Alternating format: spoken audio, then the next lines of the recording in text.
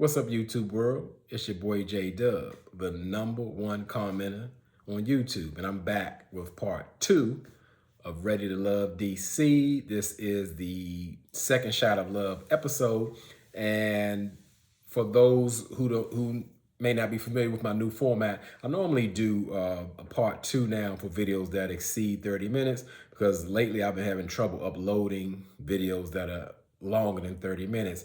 And again, my time is limited, and that takes away even more time of me trying to fight with the computer and trying to get videos to upload, or sometimes they don't even upload. So I don't want to waste the time or have you wait any longer to present my video. So I'm just gonna pick up right where I left off from part 1 of this video. And pretty much the episode is closing out. The men are at their final deliberations, in the men's lounge. And Walter says that he's feeling Zadi, and he now sees what everyone has been seeing in Zadi.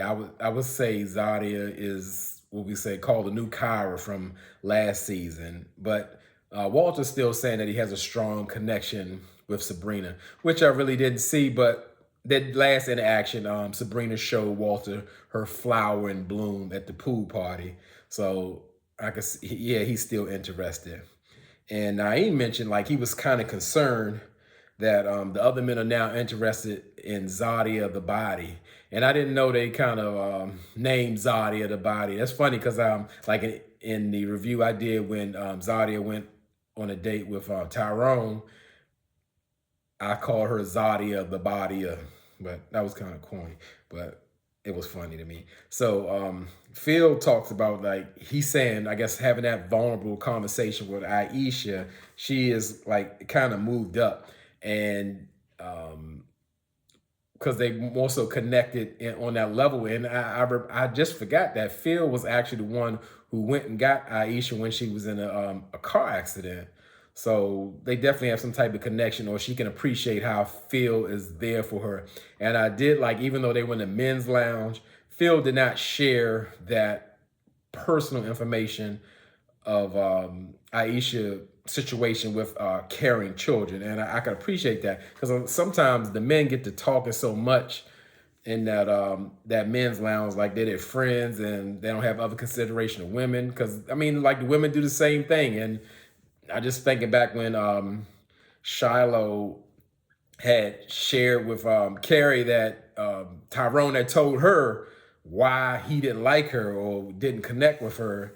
And I don't think that's right. It is if you're having personal conversations, it should be left personally, whether you're in the men's or the women's lounge. So as far as Phil and Aisha, their kind of connections moving up, but Phil said he's still feeling Shiloh. And we didn't see Shiloh this episode, and I was wondering about that. I know, well, I think they could if they just spent more time and kind of spread things out. But we didn't see Shiloh, we didn't see Sydney, we didn't. Who else we didn't see? It was somebody else. Get down in the comments and let me know who else that we didn't see.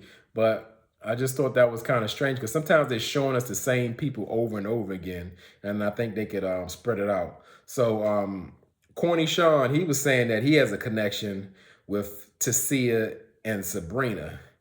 And I noticed that, like, most men were feeling kind of way when their MVP was mentioned. Like, again, they just don't want someone else noticing that woman on a game show. This is what it's for. And I was like, that reminds me, are we in the women's lounge or the men's lounge? And everybody just feeling a kind of way. Like, everybody's trying to lock in.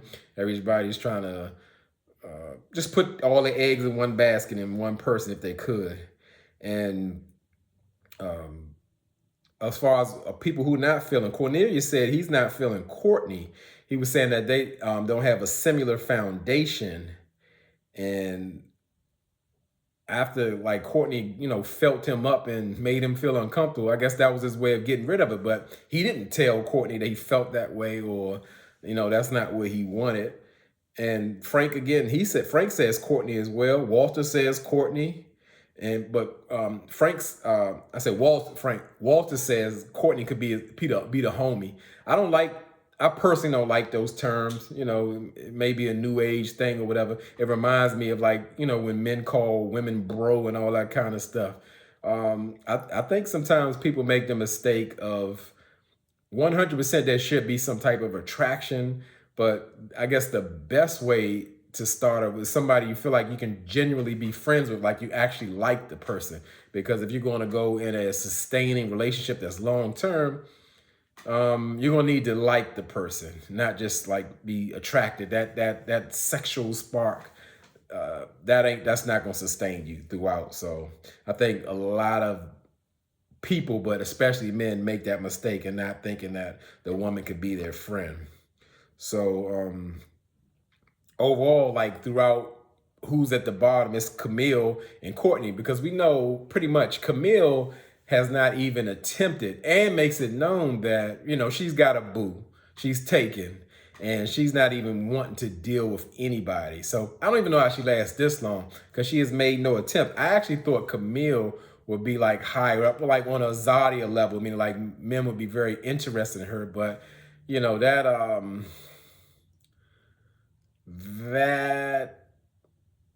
that craziness she got going on, it doesn't go well with a lot of people, and I get it. And she likes to push people away. And pretty much Cornelius, he feels some type of way with everyone saying Camille, because in real life, that's his only connection. He said Cornelius thought he had a connection with Courtney, but I guess after sitting down, he sees that it's really not there. And so if Courtney's gone, there's only Camille left, and they get rid of Camille. Who will Cornelius be connected to? Nobody. He'd have to go home too. So they go to the sit down dates or whatever, where they're going to tell the two people where they at as far as if they're ready to love, or they need to step their game up, or they just gonna go home. So Dante, he sits down with Camille, and you can really see why Camille's not ready to love, whether on the show and in real life. Like, she is rushing Dante, like, you know, I got a class at 7, you know, she's a teacher, like snapping her fingers and all. I'm like, this lady is so rude. Like, she has like a bad attitude, and it's like she wants to be rude on purpose. She eating her food, ain't talking, but raking her fork against her teeth. You can hear it in the microphone. It's just off-putting. It's like somebody you wouldn't want to be sitting next to on a date, or just even for dinner. You know, she's like the pretty woman, you know, with the terrible attitude. It's just not worth it. And again, I could see how she's not ready to love on the show and in real life. But for some reason, she didn't get dismissed. And I was really surprised about that. I'm thinking it gotta be for TV or something like that. Just strictly entertainment, because she refuses to make a connection with anyone other than Cornelius. And, you know, she straight up told Dante, like, if you was going to dismiss me, I was going to cuss you out.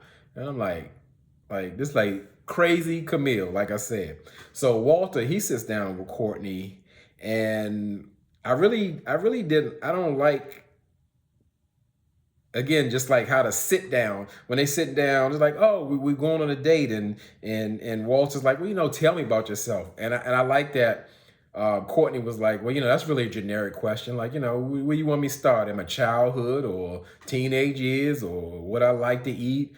You know, she said that's such a vague question. And I'm glad she called him out, because that's some old tired game, you know, or just trying to like hold small talk or conversations.